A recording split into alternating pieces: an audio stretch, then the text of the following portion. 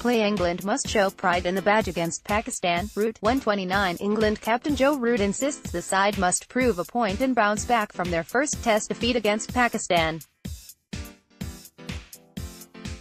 129, May 23, 2018. On an overcast Tuesday afternoon just over 2 weeks ago in Malahide, Pakistan found themselves 3 wickets down for 14, still needing 146 more to prevent Ireland becoming the first team since 1877 to win their maiden test match.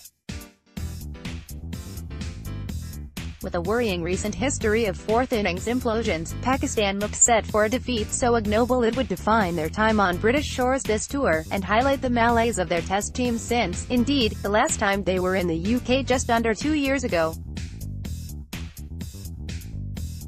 Imam ul Haq and Babar Azam carried them through that ordeal, and since then, the post-mortems of sharp declines in test fortunes are suddenly the opposition's problems. The series against England began with 2 test teams that had, with varying degrees of rapidity, gone from being the best in the world to distinctly mediocre. Pakistan's, as you would expect, was a more expeditious, less explicable downturn, albeit one hastened by the retirement of 2 of their greatest batsmen, Yunus Khan and Misbah ul Haq, while England's arguably has reasons stretching back for decade, from cricket no longer being on free-to-air TV, to the marginalisation of the county championship, to their well-documented struggles in replacing Andrew Strauss and Graham Swan, not to mention Kevin Peterson and Andy Flower. But the manner of England's decimation at Lord's, their 5th defeat in 12 tests at that holiest of grounds, where previously they had not lost since 2005, may be the jolt the home side need to assess how far they've fallen. In last week's test, England were outthought by a team that isn't exactly renowned for its meticulous planning, outfielded by an outfit that has never been a torchbearer in that regard, and outbatted by a group whose susceptibility to the moving ball is well documented. After all that, it was hardly a surprise that Pakistan outbowled them, too. The dismissiveness, almost derisive, with which Sarfraz Ahmed's young team put England away seems to have set alarm bells ringing at the ECB, with an urgency that wasn't in evidence even in the wake of a 4-0 drubbing in the Ashes earlier this year. As a result, Pakistan find themselves in the unfamiliar position of being the steady clinical team from which no drama is expected, while England have faced all manner of uncertainty over the past few days. The only blot on a perfect test at Lord's for Pakistan was the loss of Babar to a wrist fracture, while Joe Root's men have been left to contend with changes in strategy and personnel if they are to avoid a first home series loss to Pakistan in 22 years. Form guide England LDLLD Pakistan WWLLW Keaton Jennings and Joe Root warm up ahead of the second test. Getty Images. In the spotlight, David Malin managed to escape some of the more excoriating criticism in the wake of the first test, but he will doubtless be aware of the pressure on his shoulders. Since making his debut against South Africa last July, he has shown flashes of the brilliant talent, most notably in Perth, that got him into the England team in the first place. But the cold hard facts are these: Malin averages 29 with the bat and hasn't added to the solitary, albeit classy, century that he made at the WACA. Since then, his form has actually fallen away. He has added just 177 runs at 19.7 to his career tally, and has never quite looked an assured presence at the crease, particularly when the likes of Trent Boult and Mohammad Amir have pinned him there with a full left arm length.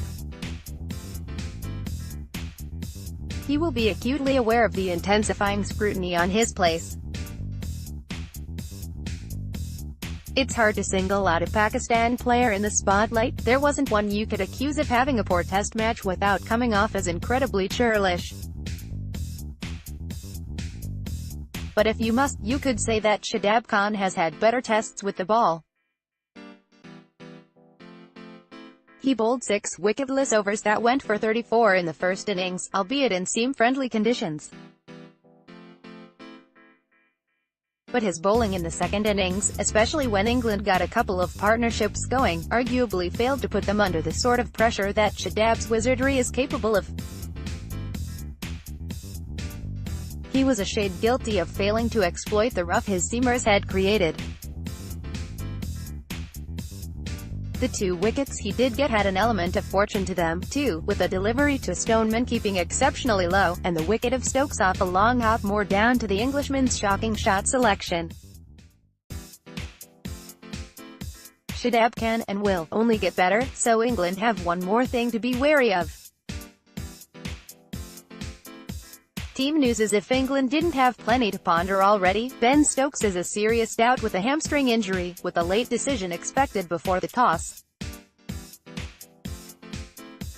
Teenage prodigy Sam Curran has been brought in as cover. Chris Woakes' chances of starting in Stokes' absence look good, particularly given his all-round credentials, and though Dombes had an indifferent debut, it is unlikely that England will risk starting the test without a specialist spinner. As for the batting department, Stoneman has been left out, with Jennings returning to partner Alastair Cook at the top of the order. England probable: 1 Alastair Cook, 2 Keaton Jennings, 3 Joe Root, capped, 4 David Malin, 5 Johnny Bairstow, weak, 6 Ben Stokes, Chris Woakes, 7 Yosh Butler, 8 Mark Wood, 9 Dombes, 10 Stuart Broad, 11 James Anderson. It is much more straightforward for Pakistan. With Babar Azam out of the side, Usman Salahuddin is set to make his debut at Leeds tomorrow. No other changes are expected. Pakistan 1 Azhar Ali, 2 Imam ul Haq, 3 Haris Suhail, 4 Asad Shafiq, 5 Usman Salahuddin, 6 Sarfraz Ahmed, capped. The surface for tomorrow looks like one that will abet run scoring, and deter England from fielding an all-pace attack. Cloudy weather is expected, especially over the weekend, so how well each side bowls could be crucial to the outcome.